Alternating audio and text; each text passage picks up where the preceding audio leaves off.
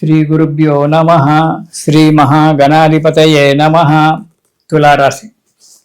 ఈ అధిక జ్యేష్ఠ మాసంలో తులారాశి వారికి వ్యాపారంలో ఆశించినటువంటి ఒక లాభాలు వస్తాయి. కార్యక్రమాలన్నీ కూడా సులువుగానే నెరవేరుతూ ఉంటాయి.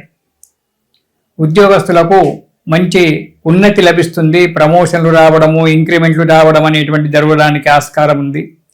నిరుద్యోగులకు ఉద్యోగాలు దొరకడము, ఆశించినటువంటి యొక్క ఫలితాలు పొందడం జరుగుతుంది.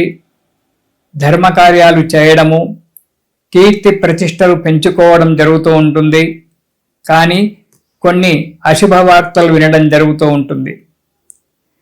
కొన్ని అనుకోని ఆపదలు చుట్టుముట్టి మీ మనస్సును అల్లకల్లోలం చేయడానికి ఆస్కారం ఉంది. కాబట్టి జాగ్రత్త. ఆరోగ్య విషయంలో కూడా జాగ్రత్తగా ఉండాలి. ఆర్థిక పరిస్థితి విషయంలో, డబ్బు విషయంలో కూడా జాగ్రత్తగా ఉండాలి ఈ తులారాశి వారు ఈ నెలలో. మొదటి వారం గనక చూసుకున్నట్టయితే ఆరోగ్యం చాలా బాగా ఉంటుంది. కార్యాలంలో ప్రతి కార్యంలో కూడా విజయాన్ని సాధిస్తారు. 10 మంది చే మెప్పు పొందుతారు.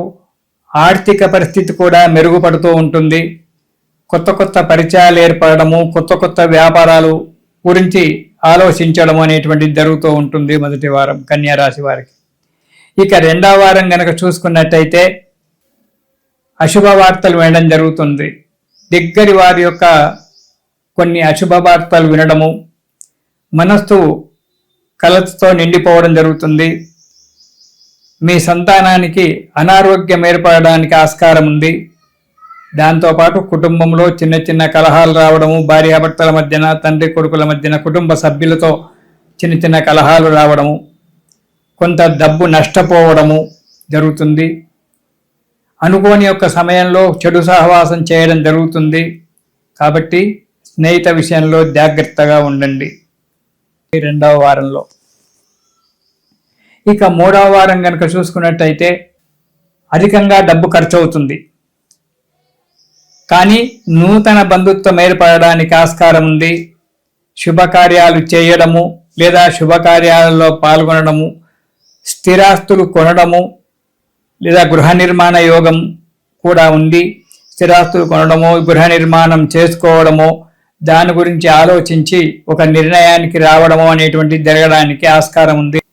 ఇక నాలుగవ వారం కనుక చూసినట్టయితే అనవసరమైనటువంటి ప్రయాణాలు చేయడం, అధికంగా డబ్బు ఖర్చు పెట్టుకోవడము, ధనధాన్య నష్టాలు కలగడము, మిత్రుల చేత, బంధువుల చేత, కుటుంబ సభ్యుల చేత చీవాట్లు తినడము జరుగుతూ ఉంటుంది. కొద్దిగా అనారోగ్యం ఏర్పడుతూ ఉంటుంది. దానివల్ల కొన్ని ఇబ్బందులు రావడానికి ఆస్కారం ఉంది. కాబట్టి ఈ తులారాశి వారు ఈ నెలలో కొన్ని విషయాలలో చాలా జాగ్రత్తగా ఉండడం మంచిది. ఈ రాశివారు ఈ నెలలో ఆపదోద్ధారక స్తోత్రము, శ్రీరామ ఆపదోద్ధారక స్తోత్రం అనేటువంటిది కనుక ప్రతిరోజు పారాయణం చేసినట్టయితే మీకు శుభం జరగడానికి ఆస్కారం ఉంది. ఇది శుభం.